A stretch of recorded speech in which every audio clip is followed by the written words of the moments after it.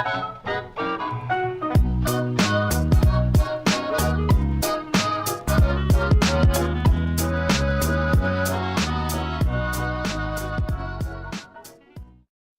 ότι η δημιουργικότητα είναι μια εσωτερική ανάγκη που πηγάζει από τον κάθε άνθρωπο. Μια περίοδο της ζωής σου, η οποία πιστεύεις ότι κάνεις τα ίδια και τα ίδια. Η ζωή σου επαναλαμβάνεται σαν την ταινία «Η μέρα της μαρμότας». Που έχεις την ανάγκη να κάνεις κάτι που σε εκφράζει και θα χαρείς με αυτό. Είναι είτε μια φωτογραφία, είτε ένα θέμα, είτε ένα στιγμιότυπο, ή να ασχοληθείς με κάτι που πραγματικά θα το οδηγήσεις κάπου εσύ. Η πρόκληση είναι βέβαια από την ύλη να προκύψει μία ποίηση, βλέποντας ένα έργο, να σου δημιουργήσει μία συγκίνηση και ένα συναίσθημα. Και ένα πράγμα το οποίο πρέπει να σε ευνηδιάζει. Εάν δεν σε ευνηδιάζει ένα έργο, νομίζω ότι δεν έχει λόγο να υπάρχει για τον δημιουργό. Δεν μπορεί να υπάρχει ζωή χωρίς δημιουργό. Βουλιαγμένος σαν να γράφεται, δεν γίνεται αλλιώς. Των πραγμάτων λοιπόν είναι τρόπος ζωής. Δεν είναι σώει και καλά δημιουργία, μια καλλιτεχνική δημιουργία. Όλα τα πράγματα. Όταν παράγεις κάτι είναι δημιουργικότητα. Η αρχή της παραγωγής. Και παραγωγή δεν γίνεται ζωή χωρίς παραγωγή. Εγώ πιστεύω τουλάχιστον ότι ο δημιουργός, ο creator, προσπαθεί να αναπαράγει το δημιουργό με δέλτα κεφαλαίο.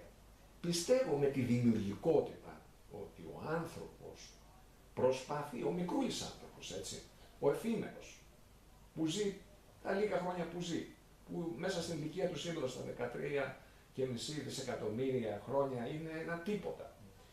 Όμως έχει μέσα του αυτή τη σπίθα που προσπαθεί να αναπαράγει, να αντιγράψει, να μπει μέσα στο μυαλό του δημιουργού του. Θα το πω απλά με ένα παράδειγμα. Καθώς ερχόμουν εδώ είδα μια πινακίδα η οποία είχε πάνω 5 μανταρίνια καθόμενα. Αυτό ας πούμε είναι μια δημιουργική σκέψη. Και θεωρώ ότι η δημιουργικότητα είναι η υποχρέωσή σου απέναντι στον χρόνο που σου δόθηκε.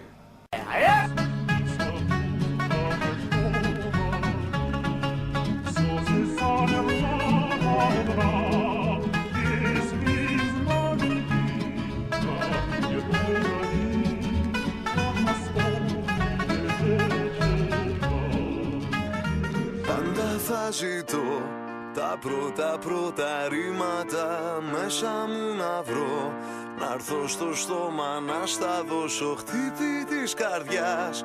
Μα πώς να μεταφράζονται, πώς να εξηγώ τετράγωνα αυτό που νιώθω. Πώς να την πεις την αγάπη, ψάχνω κι όμως πάντα περισσεύει κάτι. Έχω παρατηρήσει ότι ωραία κάποια τραγούδια μου τα οποία τα θεωρώ ότι έχει πλάκα αυτό, είναι ενδιαφέρον, δεν είναι κάτι το οποίο με πέρασε, δεν ακούμπησε κανέναν και ίσως και εγώ μερικές φορές αναρωτιέμαι γιατί το έγραψα. Αυτά τα τραγούδια γράφτηκαν υπό κάποια πίεση. Δηλαδή βλέπω ότι λειτουργώ ωραία υποπίεση, δηλαδή όταν υπάρχει ένα χρονοδιάγραμμα, ένα deadline, πρέπει να παραδώσω κάτι.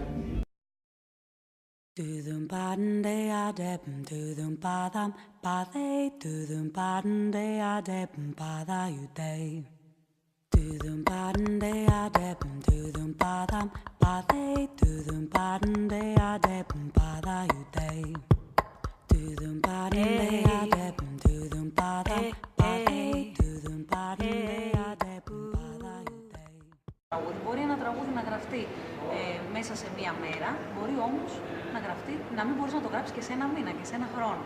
Ειδικά όταν το πλαίσιο είναι κάτι συγκεκριμένο που πρέπει να εξυπηρετεί κάποιους συγκεκριμένους σκοπούς.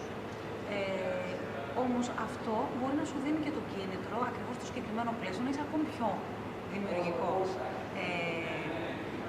Και αυτό έχει συμβεί πολλές φορές και στο παρελθόν. Έχουν γραφτεί αριστουργήματα κατά παραγγελία στην κλασική μουσική.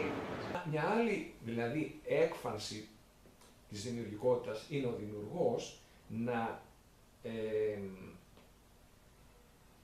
οσμίζεται το φαινόμενο, να το ξεγυμνώνει από οτιδήποτε είναι μη σημαντικό, non-essential, και να αφήνει την καρδιά του φαινομένου, την οποία μετά την περιγράφει με τόσο απλό τρόπο που λες, μα γιατί να μην το είχα σκεφτεί κι εγώ.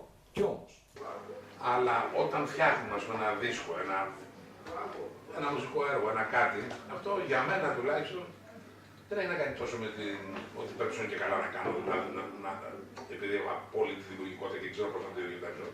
Είναι η ανάγκη μου να εκφραστώ. Το κάνω. Γι' αυτό σου λέω είναι ευλογία αυτό.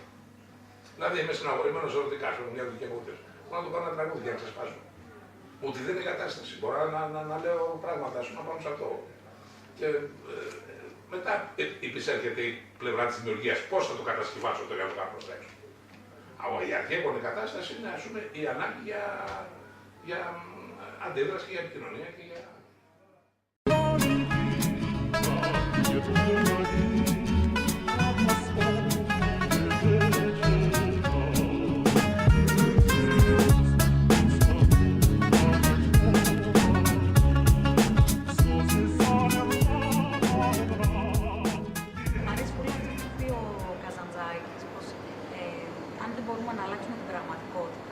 Ας αλλάξουμε το μάτι που τη βλέπει.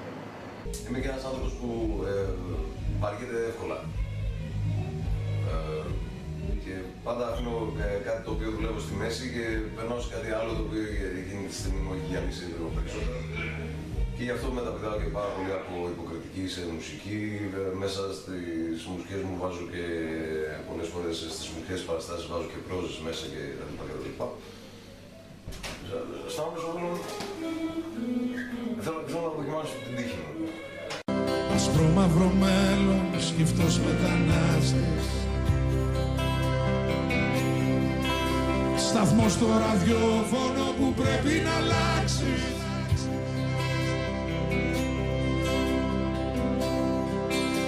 Σου μοιάζει σελήνη που να βρω γαλήνη. Στον άδεια να τέλω. Πόσο σε θέλω, πόσο σε θέλω, πόσο σε θέλω, πόσο σε θέλω. Κοίταξε, η αλλαγή, το να αλλάσει, να μεταλλάσσεσαι, να τρώσεις, δεν είναι ούτε πανάκια, ούτε και αυτός σκοπός.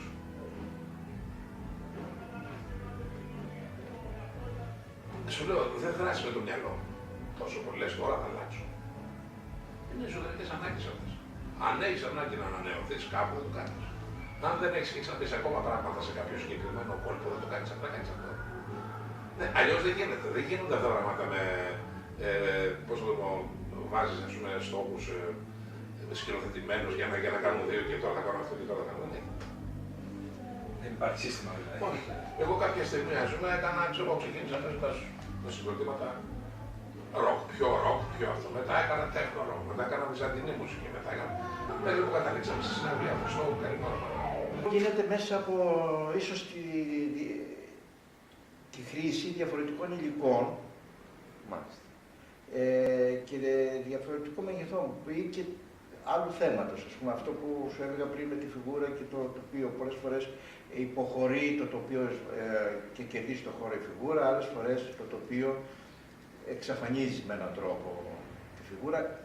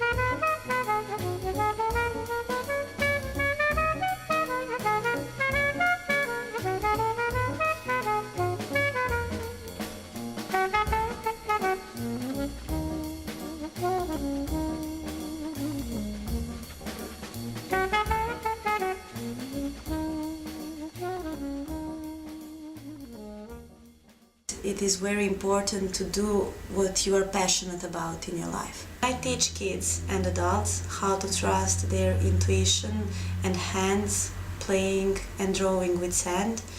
I am amazed to see how their own creativity begins to blossom.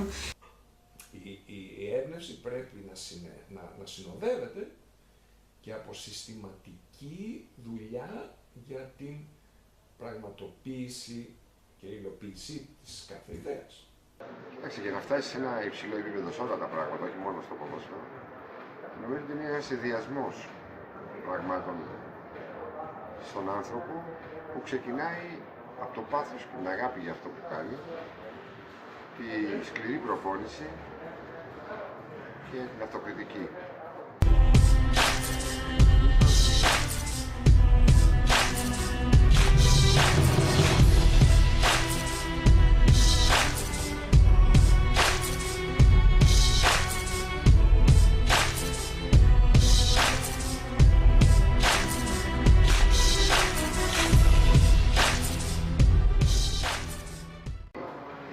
Σε ψηλά επίπεδα πρέπει από πολλά πράγματα να αποχωριστείς και να μην τα κάνεις και να αφοσιωθείς τελείως σε αυτό που κάνεις. Να είναι το μυαλό σου και το σώμα σου, εφόσον είσαι αθλητής βέβαια, στο αντικείμενό σου. Επίσης νομίζω ότι πρέπει να είσαι αχόρταγος, να μην ικανοποιήσεις από τις επιτυχίες, συνέχεια να παλεύεις με τον εαυτό σου και να είσαι εναντίον του εαυτού σου με την έννοια της καλυτέρευσης ακόμα περισσότερο. Και όπως είπα και προηγουμένως, βέβαια, με την επίγνωση των λαθών και των αδυναμιών σου και με το να τα διορθώνεις με σκληρή δουλειά. Αυτό το πράγμα βέβαια είναι ψυχοφθόρο, γιατί δεν σε αφήνει να χαρείς πολύ, αλλά είναι και ευεργετικό γιατί δεν σε αφήνει και να λυπηθείς πολύ σε μια αποτυχία, οπότε είσαι πάντοτε δυνατός. Είναι περίεργο γιατί είναι δουλειά, αλλά είναι παιχνίδι. Δηλαδή είτε είναι για τη μουσική, είτε είναι για το θέατρο. Λες παίζω μουσική, παίζω στο θέατρο. Παίζω. Και αυτό είναι και η ομορφιά. Επίσης δεν είναι δουλειά γιατί είναι κάτι το οποίο ανά πάσα ώρα και στιγμή δεν είναι ένα 8ωρο. Είναι 24 ώρες σκέψεις και όνειρα και από ένα άκυρο μεθύσι μέχρι την πιο φωτισμένη στιγμή σου, τα οποία πρέπει να τα συγκεντρώσεις και να τα βάλεις κάτω, να φτιάξεις κάτι για να το επικοινωνήσεις με τον κόσμο. Μπορεί να ξεκινάει από χόμπι, αλλά γίνεται επάγγελμα με την έννοια ότι το κάνεις σε καθημερινή βάση. Δεν το κάνεις όταν έχεις όρεξη. Και όπως λέω και εγώ, τρώγοντας έρχεται η όρεξη. Αν τα αφήσεις, πολλές φορές δεν είναι σαν το ποδήλατο. Νομίζω ότι αισθάνεσαι πια μια μηχανία. Για μένα δεν υπάρχουν διαλύματα. Και αυτά τα διαλύματα που σε διακοπές ήμουν αναγκασμένος να κάνω όταν ήμουν πολύ νέος, ήθελα να γυρίσω, τώρα δεν το λέω άσχημα τώρα, ήθελα να γυρίσω να ζωγραφίσω. Μέχρι που οι διακοπές ήταν ένα πρόβλημα, έπρεπε να έχω και ένα χώρο να ζωγραφίζω. Αυτό. Θα μπορούσα να αναλύσω και άλλη ερώτηση, αλλά θα πήγαινα σε άλλη ερώτηση.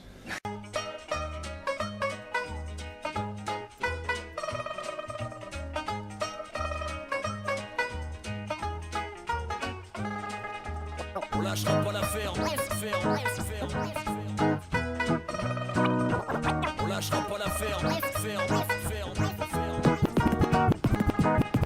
on lâchera pas l'affaire, en cours de route on y va tout chou, malgré les coups de blues et un moral qui s'écroule comme le cours des bourses. Écoute, on joue des coudes dans cette foule étouffante, mec, on se débrouille en fait, en misant de chipettes sur l'entraide sans être les bienvenus, en chien de sub, vent sur l'âge plein de thunes, dans le son, dans la peinture, en bombe vers la ceinture, dans l'ombre les choses aboutissent, malgré qu'on soit des gars tout pisses, on n'est pas prêt à s'accroupir afin de plaire au plus grand nombre, tas de faux cul, dans ce monde à l'imposture, sans et on exporte une chanson, car dans le fond la musique, loin des sons abusifs. Κάνω να φτιάχνεις λίγο τα μαλλιά σου. Έτσι, ωραία. Και τον Νίκο θα τον διώξουμε, εντάξει.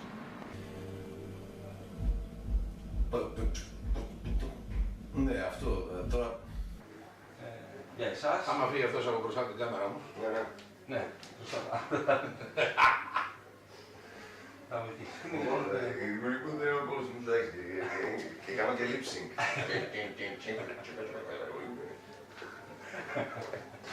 Αλλά μετά C'est le brave gars lucide, plus proche du tap d'usine que du palais mondain. Ici on lâche une rime pour celui qui fait son chemin et fait croquer les copains. Même si l'aspect financier contraint l'avancée de projets concrets. Contre un complexe combat qu'on mène en commun. Pour les proches mecs, ceux qui te dépannent quand t'es en galère, ceux qui méritent des médailles et qui prétendent à peine